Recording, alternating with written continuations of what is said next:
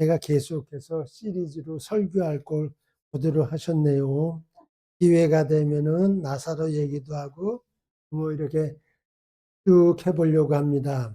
오늘 바디메오를 예수님이 고쳐주신 말씀인데 마태복음 20장을 보면은 똑같이 기록이 되어 있어요. 그런데 이제 본문, 오늘 우리가 읽은 본문하고 누가복음을 보면은 이때 등장했던 그 소경이 한 사람이었어요. 마태복음에는 두 사람의 소경 이야기가 나오는데, 그런데 몇 명이 나왔을지라도 그게 중요한 것이 아니고 이 맹인이 예수님으로부터 눈을 떴다고 하는 사실이 중요한 줄로 믿습니다. 먼저요, 46절을 봅시다. 그들이 여리고에 이르렀더니 그랬습니다. 그들이 누구예요? 예수님과 주님과 함께 했던 사람들입니다. 제자들, 그리고 예수를 쫓았던 사람들. 이들이 여리고에 들어와서 지내다가 이제 여리고에서 나가는 시간입니다. 이들은 예루살렘을 향해서 가는 길에 있습니다. 예루살렘에 왜 갑니까? 이제 주님이 십자가에 달려 죽으시기 위하여 예루살렘으로 가는 길이에요. 그러니까 바디메오의 입장에서 본다면 예수를 다시 만날 수 없는, 그리고 예수님 자신이 여리고에는 다시 또 오실 수도 없는 그런 마지막 시간에 바디메오에게 이러한 일들이 일어나게 됐다. 그겁니다. 그런데 여기서 우리가 하나 생각해 볼 것이 있습니다. 그 많은 사람들이 예수를 쫓았는데 그들은 왜 주님께 대해서 무감각 또는 그냥 습관적으로 주님을 따랐을까요? 또는 예수님을 따르던 당시에까지만 해도 12명입니다. 제자들. 12명의 제자들은 왜 주님께 대하여 자기들의 사실을 반응을 보이지 못했을까요? 하는 그런 궁금증입니다. 이 제자들은 예수님을 다니면서 거의 3년 가까이 시간을 함께 지냈어요. 그런데 이 사람들은 주님께 대하여 어떤 반응도 갖고 지내지를 못했다는 거예요. 뿐만 아니라 주님이 3년 가까이 지내시면서 갖은 병자들을 고치고 천국에 대한 말씀도 들려주시고 그랬는데 그러한 것들에 대해서 이 사람들은 왜 아무런 반응도 아무런 감정도 없었을까요? 이게 이 말씀을 나누면서 저에게 지금도 계속해서 있는 질문이에요. 과연 하나님은 예정하신 자만 구원해 내시는 건가? 과연 하나님은 많은 사람들이 하나님을 믿는다고, 많은 사람들이 예수를 믿는다고 하고 교회를 출석하고 있지만 주님이 인정하시는 사람은 과연 얼마나 되냐? 과연 몇이냐? 그냥 그 예수님을 따라다닌 그 12명의 제자들은 3년 반이라고 하는 공생애 동안 주님을 따라다니면서 주님과 갖은 그런 기적과 이사와 그런 걸 이렇게 보면서 지냈는데 그것으로 만족하고 정작 자신들은 주님을 경험하는 은혜를 누리지 못하지 않았나. 성경에 보면은 저가 남은 구원하였을 때 저는 구원에 이르지 못했다. 그 말씀이 저의 마음에 오면서 야 치호야 바로 너야. 그럼 과연 나는 내가 수많은 사람들을 구원에 이르게 하고 수많은 수 없는 주님의 일을 한다고 하고 제가요 참 돈도 많이 썼어요. 제가 중고등부 부교육자 사역을 했을 때 정말로 돈도 많이 썼어요. 여름에 그 학생들 신앙부흥회 수련회 하잖아요. 겨울에 어떤 것도 그런 겨울 동지 수련회 하면은요. 애들 참석식 한 명이라도 애들 참석시키려고요. 어려운 가정의 아이들은 다 뒤로 이렇게 뒤로 남모르게 이렇게 참가하는 회비되도록 하고요. 그리고 제가 이제 좀 형편이 좀 나아지고 올 때는 우리 교회 중고등부 부장 의무적으로 교육 목사가 10명 맡으니까 부장 5명, 교사는 1명. 이런 식으로 해서 학생들이 내야 되는 그 수련회 참가비를 다 우리가 다 내주면서 애도 이렇게 했단 말이에요. 그랬는데 정작 나는 예수하고 무슨 관계에 지금 있지? 그런 게 늘 의문입니다. 의문이에요. 여러분은 어떠십니까? 지금 본문에서 보면은 바디메오를 등장시켜 가지고 바디메오는 이런 예수 체험을 했는데 제자들은 예수 체험을 하지 못했다는 것을 우리는 또 생각하지 않을 수가 없습니다. 디메오의 아들 맹인 거지 바디메오가 구걸을 하려고 예루살렘 성 문 앞에 길가에 있다가 저가 맹인이니까 아무것도 안 보이잖아요. 그런데 지금 따라 먼지가 많이 나고 사람들이 웅성거리는 소리가 많이 있고 사람들이 걸어가는 거 신발짝 소리가 많이 나고 그러니까 이 바디메오는 궁금할 수밖에 없었을 거예요. 그래서 궁금해서 이거 뭐야? 뭡니까? 하고 사람들을 향해서 소리를 질렀을 거예요. 그랬더니 한 사람의 이야기를 듣게 됩니다. 네? 그래서 47절 보겠습니다. 나사렛 예수시란 말을 들었다. 그러자 그 순간 다윗의 자손 예수여 나를 불쌍히 여겨주소서 이렇게 소리를 쳤어요. 이 사람이 이렇게 성경에 등장한 걸 보니까 나이는 40 이상 됐을 거예요. 당시의 유대인들의 풍습에 따르면 나이가 16살 미만이면 애들 축에 들어갔고요. 40살 미만이면은 그냥 사람의 숫자에 포함되는 정도였지 그의 이름을 쓰는 그런 나이는 아닙니다. 40 이후나 돼야 그의 이름을 이렇게 쓰도록 했습니다. 그래서 마가가 바디메오의 이름을 알았다는 것은 당시에 사람들이 바디메오라는 이름으로 그를 불렀고 그러니까 이 사람은 나이가 40 훨씬 이후다. 그러면 이 사람도 장가를 갖고 살림을 하고 또 자기도 자식들이 몇인지 모르지만 있을 거예요. 그러니까 이 사람의 구걸은 단순히 구걸이 아니라 생존을 위한 직업이다. 생존을 위한 직업. 그렇게 사는 사람이 소리를 냈다 질릅니다. 나를 좀 불쌍히 여겨달라. 예수라는 말을 듣자 그의 심정에서 반응이 나온 거예요. 여러분 오늘 우리 자신을 돌아봅시다. 우리는 주일날 예배하려고 교회에 들어와서 주일날 처음으로 이 예배실을 볼 때 우리의 심정에서 과연 어떻습니까? 반응이 있으시기를 축복합니다. 주일 아침마다 예배하러 올 때 하나님께서 내가 오늘 은혜를 줄 거야. 아주 잘 왔어, 치호야. 이런 은혜가 여러분에게 있기를 원합니다. 그냥 지난 주일에도 왔는데 오늘 또 온 거야, 교회에. 다음 주일에도 이 교회에 또 올 거야. 요한의 교회가 없어지지 않는 한, 내가 죽지 않는 한 주일마다 나는 이 교회에 올 거야. 그런 어떤 형식적인 또는 그런 어떤 의식적인 그런 게 아니라 이 바디메오처럼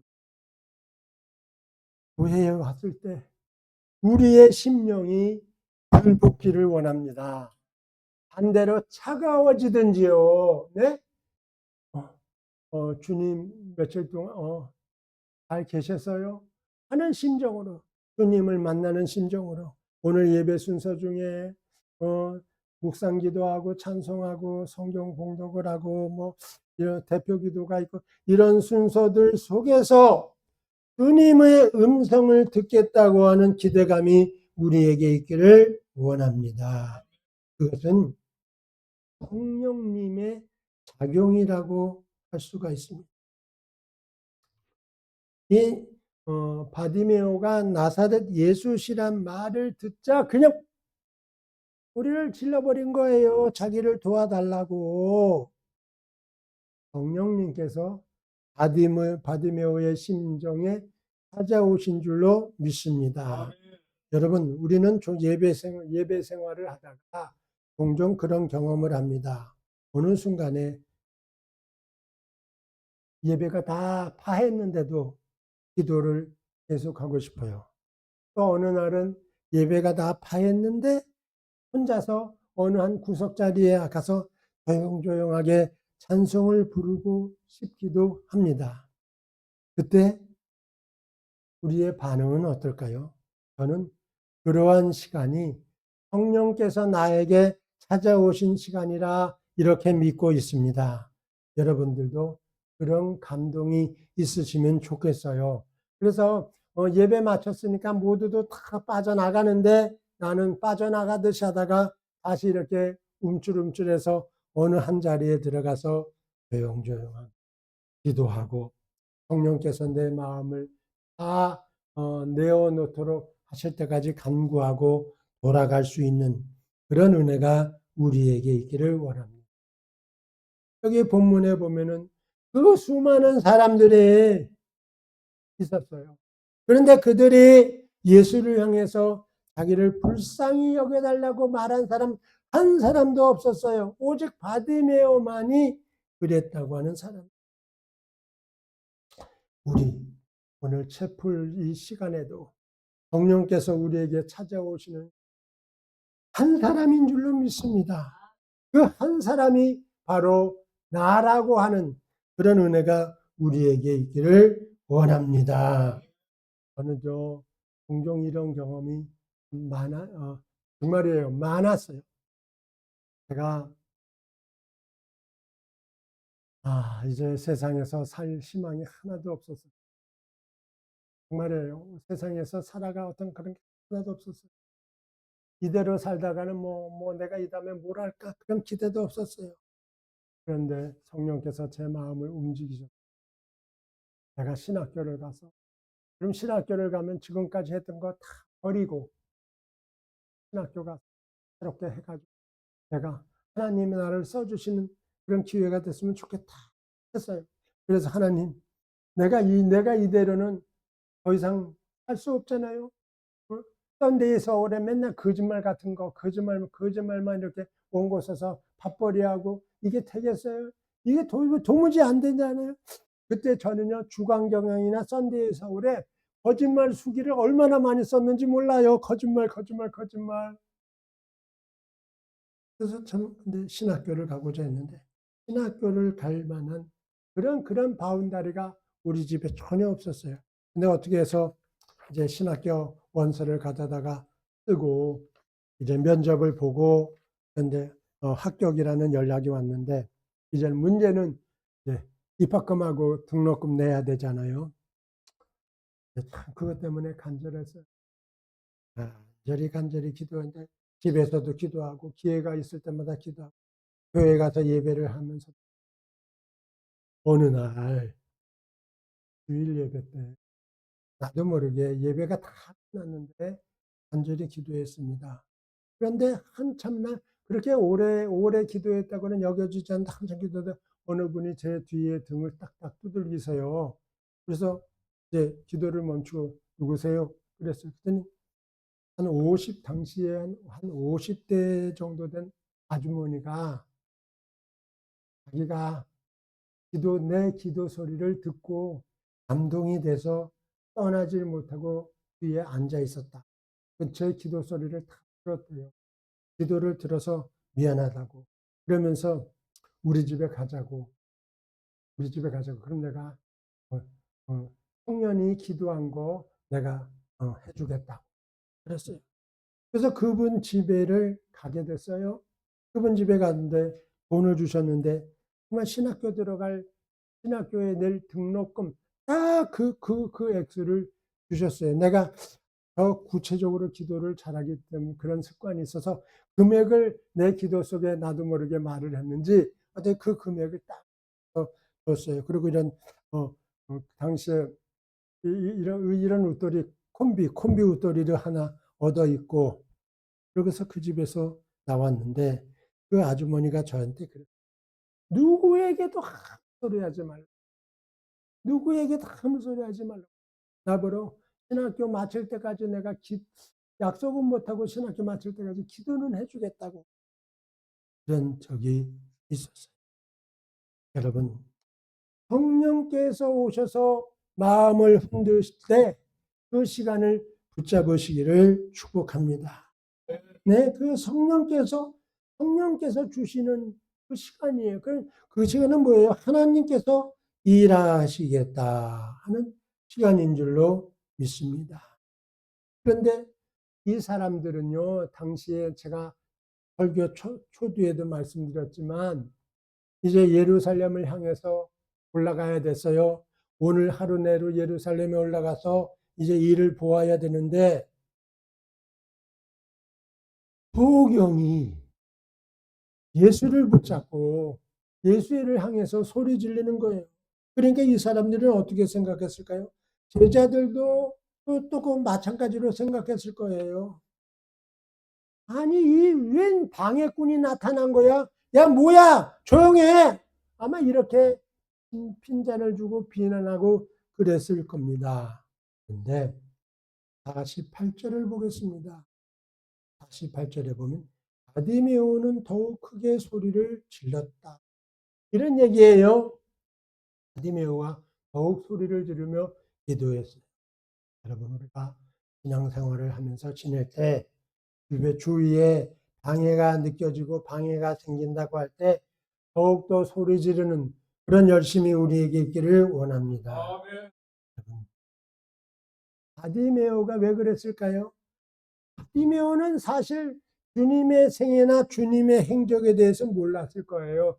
지금 우리니까 이런 얘기를 하지 바디메오의 입장에서는 아무것도 몰랐을 거예요. 그런데 바디메오의 행동을 보면 지금이 기회다. 언제 주님을 만나랴. 그는 절박함으로 소리를 지르지 않았을까? 그런 추리를 하게 합니다. 네. 그는요 말했어요. 사람들이 막 나무라면서 꾸짖으면서 조용히 잠자코 조용히 있으라고 하니까 오히려 더 크게 다윗의 자손이여 나를 불쌍히 여기소서. 그랬더니 어떻게 됐어요?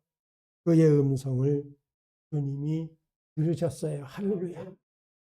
주님이 들으셨다고 하면 어떡합니까? 주님이 들으시면요 끝이에요. 주님이 들으시면 이제 불행은 끝이고 소망이 시작입니다. 아멘. 주님이 들으시면 낙심은 끝이고 희망의 시작입니다. 주님이 들으시면 땅은 무너지고 하늘이 열립니다. 주님이 들으시면 되는 거예요. 그렇죠? 여러분, 주님을 얼마나 만나셨어요? 미안하고 건방진 말씀이 저는 날마다 주님을 만납니다. 제가요 뇌진탕인지도 모르고 어찌됐든 쓰러져 가지고 집에 다시 와서 이렇게 막 헤매고 있는데 우리 큰 놈에게 문제가 생겼어요. 차마 사람들한테 말할 수 없어요.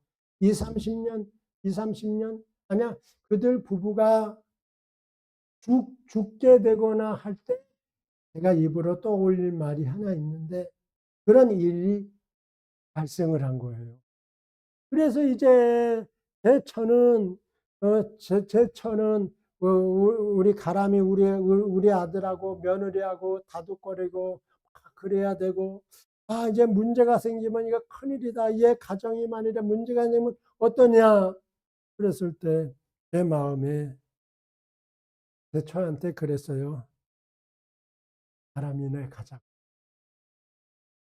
제가 움직이지도 못하는데 가람이네 가자고 해서 가람이네 갔어요. 그런데 어떻게 근데 저희는 그 택시 타는 것도 하는 걸 모르니까 그냥 걷다가 쭈그리고 앉았다가 걷다 쭈그리고 앉고 그러다 지하철 타고 그리고 제 처가 저를 다 부축하듯이 해가지고서 고덕동에 우리 아들한테 갔어요. 아들한테 가서 아무 소리 안 하고 먼저 며느리 얼굴을 보고 우리 아들놈의 얼굴도 보고 이제 손자놈의 얼굴 보았어요. 근데 그 순간에 며느리가 폭발을 해서 울었습니다. 그 울음이 한 10분도 더 울었어요. 걔가 내가 그렇게 우는 걸 처음 봤어요. 울었어요. 그 시간에 물론 저는 속으로 기도하고 제1성 사탄아 물러가라. 제2성 이 집안을 방해하는 세력들 나사렛 예수 이름으로 묶임을 받을지어다. 땅에서 묶습니다. 하나님 하늘에서 묶어주실 줄 믿습니다. 땅에서 풉니다. 하나님. 그래서 그를 하고 정말로 올 때는 진짜 거의 소죽음이 돼서 왔어요. 그랬더니 며느리한테서 우리 제처한테 전화 문자가 오기를 어머니 다 풀어졌습니다. 이런 문제가 왔어요. 자기들 문제가 다 풀렸다는 성령께서 감동 주실 때 순종하시기를 축복합니다. 그것이 그 감동이 길거리에서 왜 기도하지 못합니까? 길거리에서도 기도할 수 있습니다. 예? 그래서 그 성령께서 나를 찾아온 시간에 성령께 매달리면 바디메오의 눈을 뜨게 해주셨던 것처럼 우리의 문제를 해결해 주시는 주님을 경험할 수 있다고 확신합니다. 주님께 절박함으로 그 순간 기도를 했어요. 하나님, 나를 도와주세요. 나를 도와주신다는 확신을 갖게 해주세요. 나를 좀 도와주세요. 내 인생이 여기까지입니까? 나를 좀 도와주세요. 그런 심정을 갖고 그 아들 집에서 기도를 하고 나온 있습니다. 그러면 남들은 못합니까? 아니에요. 남들에게도 주님이 성령으로 찾아오시는데 보통 사람들은 그 성령께 순종하는 것에 대해서 민감하지 못하기 때문에 성령이 주신 감정인가 성령이 주신 시간인가 이걸 그냥 놓쳐버리는 거예요. 얼마나 안타깝습니까? 놓쳐버리는 거예요. 성령께서 약한 자들에게 더 많이 찾아와 주시는 줄 믿습니다. 성령은 자기를 자랑할 수 없는 그런 자들에게 더 찾아오실 줄로 믿습니다. 그래서 있다고 하는 자들을 없다고 하는 사람들 앞에서 부끄럽게 하시고 많이 가졌다고 으스대는 사람들을 가난한 사람들 앞에서 부끄럽게 하시는 줄로 믿습니다. 이렇게 해서 예수님이 그 바디모의 소리를 들으신 다음에 뭐라고 하셨나요? 제자들을 통해서 그를 부르라고 하셨습니다. 그래서 49절에 보면은 예수님이 제자들을 향해서 부르라 하셨다. 주님이 부르시면 인생의 눈물은 끝인 줄로 믿습니다. 주님께서 부르시면 기적이 시작이다. 그런 확신을 우리가 갖기를 원합니다. 그런데 진짜로 궁금한 거예요. 왜 바디메오를 주님이 그렇게 부르셨는데 거기에 그렇게 많이 있었던 사람들은 왜 이런 경험을 못했을까?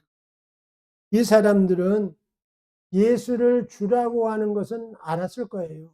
그리고 이 사람들은 예수가 복음이라는 것도 알았을 겁니다. 그런데 주님께 대한 간절함이 없어서 그러지 않았을까? 또는 하나님의 섭리와 경륜이 특별히 바디메오에게 있어가지고 이러한 사건을 보게 되었는가 궁금은 하지만 어찌됐든 주님을 만날 수 있기를 원합니다. 그런데요, 그 50절에 보면은 우리가 더 이해하기 힘든 그런 모습이 보여집니다. 맹인이 겉옷을 내버리고 뛰어 일어나 주님께로 나왔다. 그런 표현입니다. 당시에 맹인에게 겉옷은요, 어떤 겁니까? 우리가 입는 이런 겉옷이 아니라, 단순한 겉옷이 아니라, 그에게는 이불도 될 수 있고, 그에게는 비가 오면 비를 가려주는 것이 될 수도 있었고, 그에게는 바람이 불면 바람을 막게 해주는 그런 바바리아와 같은 그런 가죽 코트와도 같은 그런 거였습니다. 이 사람은 자기가 구걸하는 인생을 살아가는 동안에는 그 겉옷을 입고 여리고 성 앞에 있어야 했습니다. 이 사람에게는 다른 옷은 없었습니다. 그런데 이 사람이 자기를 감싸주고 있었던 겉옷을 벗어내고 주님께로 달려갔다 했습니다. 이 바디메오는 그러면 주님이 자기를 고쳐주실 것을 알았던가요? 바디메오는 이제 자기가 이제 나는 겉옷을 입지 않고도 살아갈 인생이야. 그런 걸 알았을까요? 여러분은 어떻게 생각하십니까? 제가 어느 날 어느 교회에서 이런 식으로 설교를 하니까 목사님은 이야기꾼이라서 이야기만 잘 지어서 안 돼요. 생각을 해보자고요. 이 사람이 어떤 백을 믿고서 자기가 입었던 겉옷을 버렸겠냐고요. 어떻게 생각하십니까? 아니요. 그런 게 아니고, 제가 말씀드리고 싶은 것은요. 그 겉옷을 버림이 이 사람 기도의 간절함을 나타낸 것인 줄로 확신합니다. 이 사람은 자기의 겉옷을 버리고 주님께로 달려왔어요. 그것을 주님도 보셨을 거 아니겠어요? 그러니까 주님이 보실 때, 저 친구가 지 옷도 버리고 나한테 와. 그럼 내가 고쳐주지 않으면 이거 끝이잖아. 내가 고쳐줘야 하겠네. 하는 그런 주님의 응답에 대한 도전이라고 할까요? 그런 것을 했다는 거예요. 신앙생활은요, 어떤 의미에서 도전인 줄로 확신합니다. 성령께서 여러분, 제가 중요한 말씀 2가지만 드리고 있어요. 성령께서 여러분, 물질의 감동을 주실 때 생각하지 마시고 전적으로 들으시기를 축복합니다. 응? 하나님의 영이 물질을 통해서 아나니아와 삽비라를 복주시고자 하는 계획을 가지셨는데 아나니아와 삽비라가 그 돈을 훔치고 말지 않았습니까? 그래서 죄인이 되었습니다. 그 돈은 자기 돈이었는데 자기 돈 때문에 죄를 지었다 이거예요. 자기 돈을 훔쳤어요.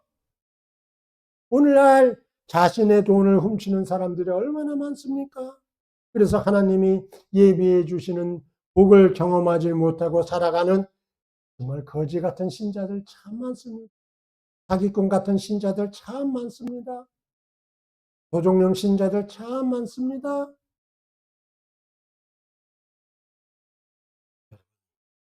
성령께서 나에게 감동해 주실 때 100% 하시면 하나님도 여러분에게 100%로 응답해 주시는 줄로 확신합니다. 예? 이것이 바로 도전이에요. 도전. 신앙생활은 도전이에요.